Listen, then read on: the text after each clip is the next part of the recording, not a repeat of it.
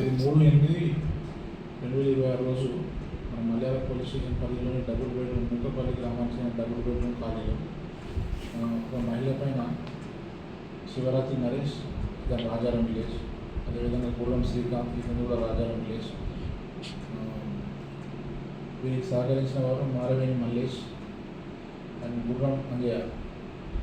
మారవేణి మల్లేష్ వచ్చేసి గౌర్ ఇతర మండలం, గుర్రం అంజయ్య వచ్చేసి మలయాళ మండలం రాజారాం.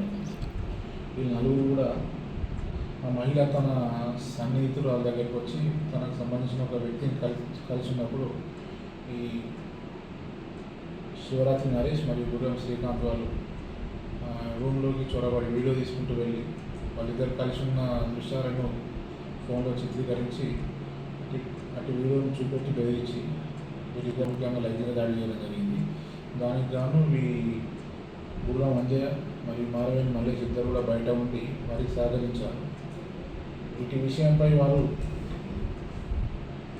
ఆ మహిళను ఆ వీడియోని పెట్టి వాళ్ళు వాట్సాప్ ద్వారా అందరికీ పంపిస్తామని చెప్పి బెదిరించుకుంటూ ఉండడంతో ఆ మహిళ నిన్న మాకు ఫిర్యాదు చేయడం జరిగింది. నలుగురి మీద వీళ్ళు ఫిర్యాదు కేసు నమోదు చేసుకుని దర్యాప్తు చేసి ఈరోజు ఈ నలుగురిని కూడా గౌరవ కోర్టు ముందు ప్రొడ్యూస్ చేయడం జరిగింది.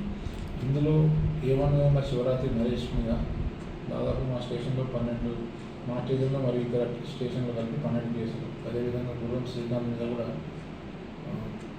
కేసులు నమోదై ఉన్నాయి.